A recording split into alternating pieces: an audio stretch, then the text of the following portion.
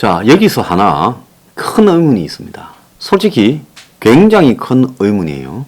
친문단체들이 1일날은 깨시엔인가 하는 데서 윤을 지지한다고, 3일날은 문구로 소리가 윤을 지지한다고 했습니다. 마지막까지 남아있던 문의 핵심 단체들이 윤을 지지한다고 했어요. 자, 그래서 저도 그렇게 생각을 했고 많은 사람들이 윤석열 후보도 그렇게 생각했을 겁니다. 실제로 문이 윤이 되기를 바라는 거 아니냐. 두 측이 적당히 서로 좀 도움을 주고 또 상대가 괴로운 걸 건드리지 않고 폭로하지 않고 이러면서 대선을 봐주고 이후에도 정치 보복이나 사법 처리를 하지 않고 그냥 넘어가자. 이런 쪽에 일종의 좀 합의가 되어 있었던 것 아닌가? 그런 어떤 생각까지도 해봤어요. 자, 그리고 그 배경이 윤이 10%쯤 이상 이기고 있다라는 부분이었습니다. 그런데 한쪽에서는 깜깜이 선거 기간에 그렇지 않은 여론조사가 나왔다고. 제 이 전화기 안에요. 수많은 깜깜이 선거 기간에 있었던 여론조사 내용들이 있습니다. 그래서 보면 당의 연구소에서는 11.22 격차, 민주당 쪽에서도 내부 조사에서 8% 이상의 격차가 났다.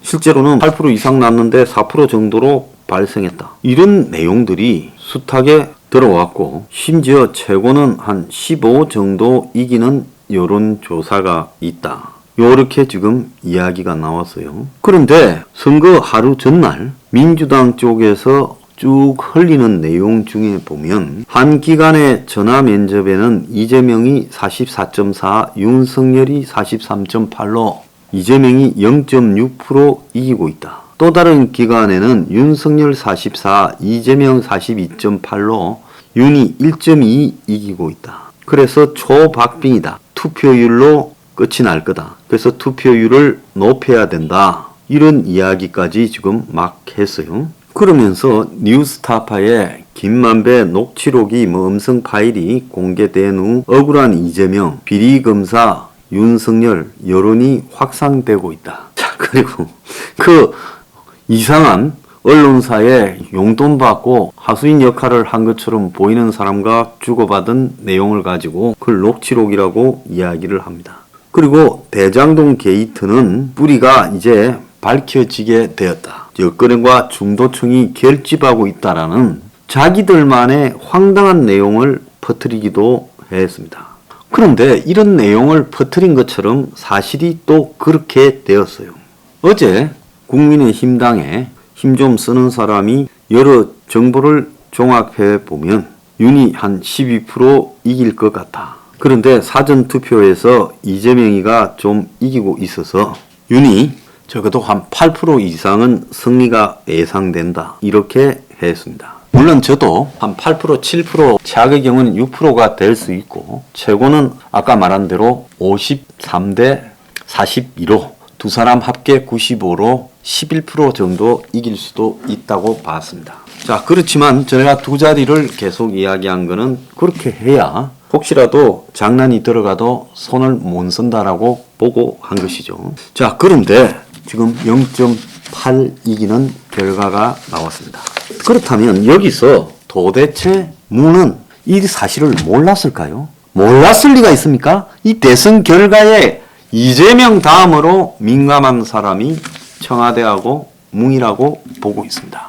그러면 이게 문하고 관계없이 청와대 관계없이 이재명과 당이 노력해서 이렇게 붙일 수 있었던 걸까요? 저는 한편으로 대선 막판에 이제 여론조사 마감 기간쯤 될 때 대형 친문 조직들을 윤을 지지하게 만들었습니다. 그렇지만 그 친문 조직에 대가리 몇 명 빼고 나머지 16,000명이라는 사람들을 불러다가 누구 찍었나 물어보면 90%가 이재명이 찍었다고 할 겁니다. 그래서 그런 식으로 외관상으로는 문이 간접적으로 윤한테 할 수 있는 노력을 다하는 것처럼 했습니다. 제가 며칠 전에 여러분한테도 올렸지만은 한 병원에 원로 세 사람이 해동을 했다 할 때 굉장히 좀 의아했어요. 대선 판세가 기울었는데 이 세 사람이 왜 병원에 입원한 실제 한 명을 그 병원에서 만나고 이게 소문이 날까? 굉장히 의아했습니다.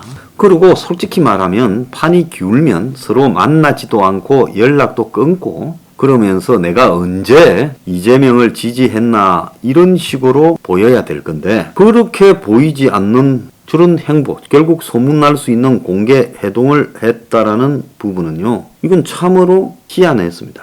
자, 그러면 이 사실의 진실에 좀 더 접근해 가보면 청와대는 여론조사와 이 방향을 정해놓고 그쪽으로 이재명 측과 논의했을 가능성이 충분히 있다고 보고 JTBC가 왜 갑자기 이재명이 0.7% 이기는 여론조사를 발표했는가 이 부분에 대해서 저는 좀 조사를 해야 된다라고 생각을 합니다. 자, 홍석현 회장이 중앙미디어를 지금 회장을 하고 안 하고 관계없이 사실상 오늘로서 가지고 있습니다. 자, 거기가 처음에는 윤을 하다가 나중에 윤하고 좀 거리가 안 좋아졌다 이런 이야기가 있었고 윤에 대해서 부정적인 이런 보도도 있었습니다. 그런데 지금 대선 때 느닷없이 종편 하나가 저 돈이 많이 들어가는 출구조사를 우리도 한다라고 하면서 이재명이 0.7 앞서는 걸 발표했어요. 그러면 방송 3사와 종편 하나가 일단 동등하게 되죠. 1대1이고 그리고 한쪽은 0.6으로 윤이 이기고 한쪽은 0.7로 이재명이 이긴다. 그러면서 대선 끝날 때까지 모른다. 오늘 이 대선에서 누군가가 0.05% 이길 수도 있다라는 분위기를 조성했잖아요. 0.6이고 0.7이고 서로 대상이 달라요. 그렇지 않습니까? 그러면서 대선을 당일날 완전히 그냥 개표의 쇼로 만들어버렸다는 겁니다.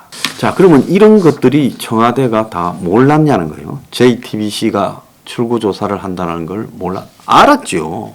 그리고 대선 전날, 그 전날 사실상 윤하고 이가 붙었다라는 여론조사도 알았죠. 그러니까 전체적으로 보면 청도 이가 그렇게 쭉 대선을 운동을 잘해서 선전해서 윤을 따라 붙은 걸 우리가 어떻게 하라는 말이냐라고 말할 수는 있겠지만은 청이 이런 대선 결과와 관련이 없었냐고 하는 부분은 저는 조사를 좀 해야 된다고 봅니다. 이번처럼 이렇게 몰아가면요. 여론조사 깜깜이로 들어가기 전에 좀 합리적인 부분에서는 윤이 한 6에서 한 8, 9, 10까지 이기겠다. 이렇게 만들어 놓고 또 좌파 몇 개들은 동률이다. 또 한편으로는 서로 1, 2% 차로 이기고 지고도 이렇게 근접하다.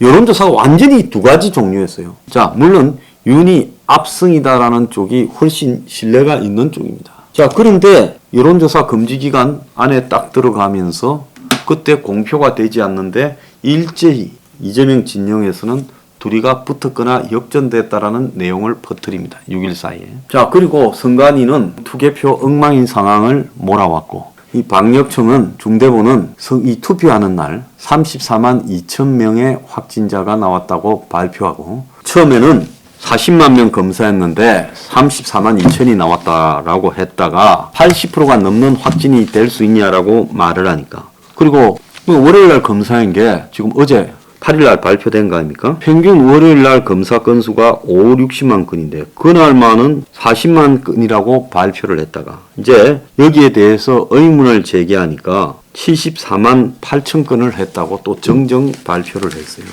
이렇게 많은 오류가 생길 수 있는 것인가? 그래서 월요일날 검사한 사람들이 수요일날 아침에 발표됐는데 확진자 역대 최고 투표하는 날 사상 처음으로 34만 2천 명의 확진자가 나왔고 그 중에서 60세 이상의 고령자들이 하루에 87%가 폭증했다고 됐습니다. 자, 60 이상의 고령자들이 확진되면 투표하러 가기가 상당히 불편해지지 않겠습니까? 자, 이런 것들에 대해서 질병청이 실수를 갖다가 무려 34만 명이나 했단 말입니까? 이게 가능하다고 보십니까? 그래서 이런 것들이 이루어지는데 청와대는 어떤 역할을 했는가에 대해서 우리는 알 바가 없습니다. 지금 총리가 확진돼서 격리되고 부총리가 확진돼서 격리되고 할 때 선거에 발을 빼려고 하는구나라고 생각을 했는데 그게 아닌 모종의 무엇이 있었습니까? 그래서 적어도 이런 식이라면 앞으로 대선에 누구도 이길 수 없다. 그래서 이번에 이 대선에 나타난 수상한 일들에 대해서는 전부 조사해야 된다. 윤석열도 이겼으니까 나는 모르겠다라고 간다면 비겁한 겁니다. 윤은 이번에 이 선거 과정에서 나타났던 모든 의혹에 대해서 전면 조사를 할 필요가 있다는 겁니다. 저는 청에서 집에 갈 날을 기다리는 그 사람이 뭔 일을 했는지 정말로 알고 싶습니다. 그 사람 누구 편이었습니까? 최종적으로는요.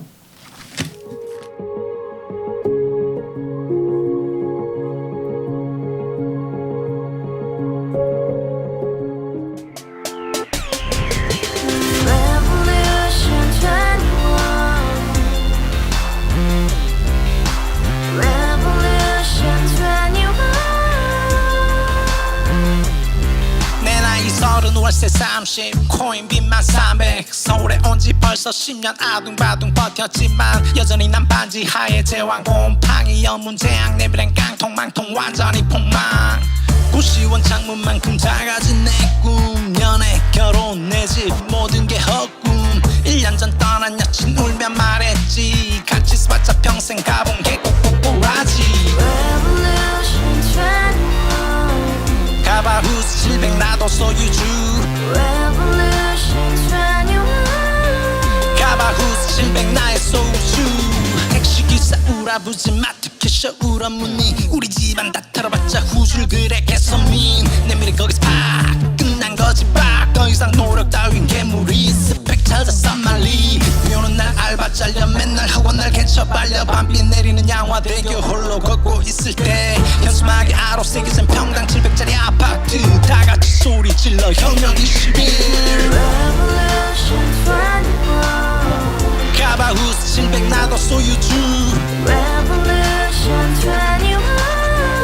가바후스 700 나의 소유주 You and I, we live together in the house, brand new day, and your dream had just been